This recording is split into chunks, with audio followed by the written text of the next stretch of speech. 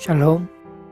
저번 시간에는 우리가 흙과 돌이지만 그런 나를 금과 은같이 여기시는 하나님은 우리가 그 모습 그대로 나오기를 원하신다고 하였고, 또 우리가 그렇게 하나님께 나가면 하나님은 품어주시고 사랑하신다고 말씀드렸습니다. 자, 오늘 본문은 출애굽기 29장 45절에서 46절. 내가 이스라엘 자손 중에 거하여 그들의 하나님이 되리니 그들은 내가 그들의 하나님 여호와로서 그들 중에 거하려고 그들을 애굽 땅에서 인도하여 낸 줄을 알리라. 나는 그들의 하나님 여호와니라. 오늘 본문은 듣기에 참 은혜로운 말씀입니다. 그런데 막상 성소가 만들어지니 그 하나님 말씀은 엄하게 바뀌시는 것 같죠? 민수기 4장 15절에는 성물을 만지지 마, 그럼 죽어. 민수기 4장 20절에는 성소를 보지 마, 그럼 죽는다. 민수기 18장 22절에는 회막에 가까이 하지 마, 그러면 죽는다. 우리 중에 거하려고 하나님이 구원하셨다는데 성소를 짓자마자 하시는 말씀이 함부로 만지지도 말고, 함부로 보지도 말고, 함부로 가까이 오지도 못하게 그렇게 바뀌었어요. 제가 군대를 갔었는데 참 숨막히는 곳이죠. 고참들한테 함부로 쳐다도 못 봐요. 그런데 5, 600명을 관리하는 대대장은 말할 것도 없고 10곳 이상의 대대를 관리하는 그 사단장이 올 때는 그 대대에 먼지 하나 휘날리지 않게 청소를 아침부터 정신없이 했어야 했어요. 그런데 군단장이나 참모총장이 오면은 먼지는 말할 것도 없고 우리 존재 자체가 눈에 띄면 안 되는 거예요. 그래서 대대장이 경고하기를 절대 눈에 띄면 안 된다. 막사에 짱 박혀 있어라. 제가 처음 경험한 세상은 그런 곳이었어요. 자, 제가 경험한 군대가 그랬던 것처럼 오늘 성경에 나오는 하나님도 똑같은 분일까요? 우리가 함부로 나가지도 못하고 조심해야 되고 쳐다도 못 보는 그런 하나님일까요? 그런데 놀랍게 예수님을 보면 정반대인 것을 알 수 있죠. 부모들이 자기 아이들을 데려와서 안아주고 안수해 주시고 축복해 주시는 것을 바라고 예수님께 나아오니까 제자들은 예수님을 보호하기 위해서 이 부모들을 막아요. 아마 제자들은 자기들이 모시는 주님이 다른 사람들에게도 함부로 다가가지 못할 그런 특별한 분으로 인식됐으면 하는 마음에 사람들이 함부로 다가오지 못하게 하려는 것도 있었을 테고, 또 그럼으로써 자기들도 어떤 특권의식 같은 게 있지 않았을까라는 생각이 들기도 합니다. 그러다가 예수님께 혼났어요. 어린아이들이 나에게 오는 것을 막지 말라. 하나님은 이런 자의 것이라고 말씀하셨죠.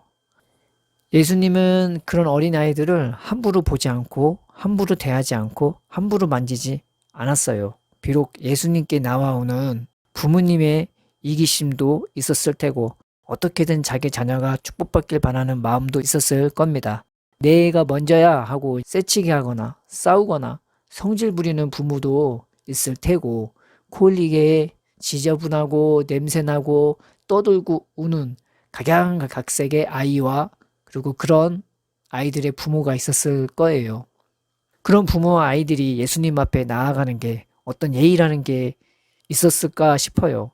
그런데 예수님은 그런 부모나 그런 아이들을 함부로 보지도 않고 함부로 대하지도 않고 함부로 만지지도 않고 하나님 나라의 보물처럼 대해주셨어요.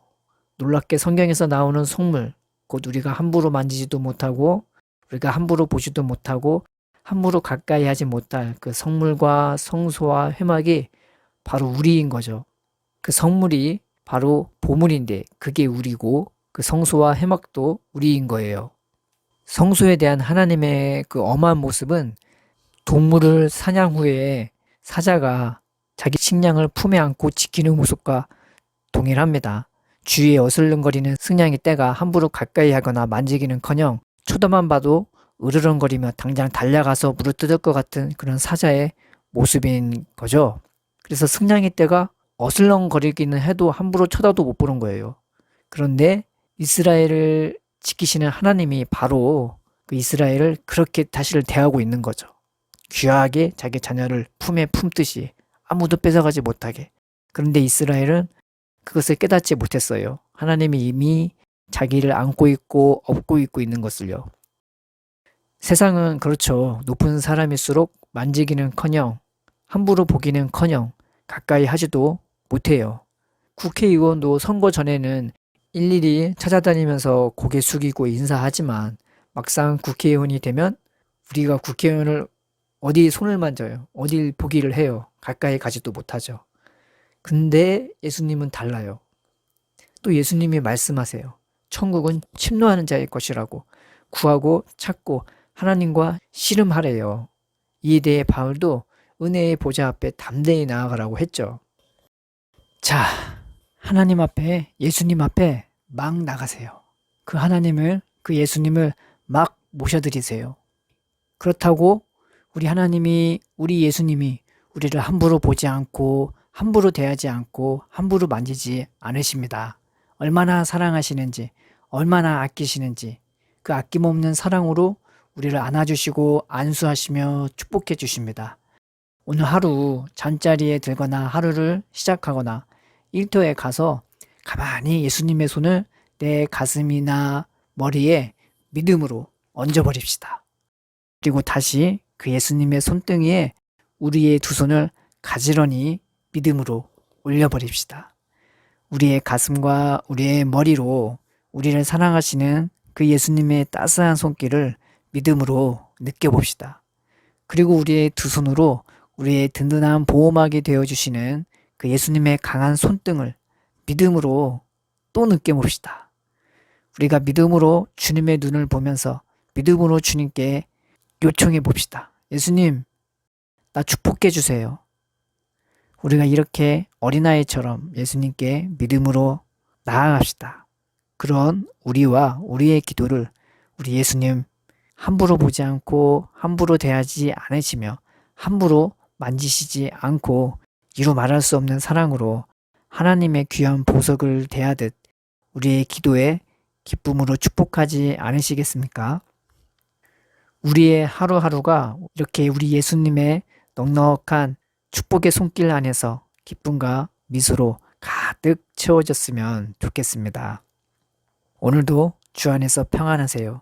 주님이 우리를 함부로 보지 않고 함부로 만지지 않고 함부로 대하지 않으시며 그저 사랑으로 축복해 주십니다. 축복하소서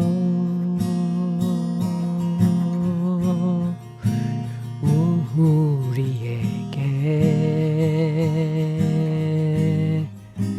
날마다 새롭게 태어나도록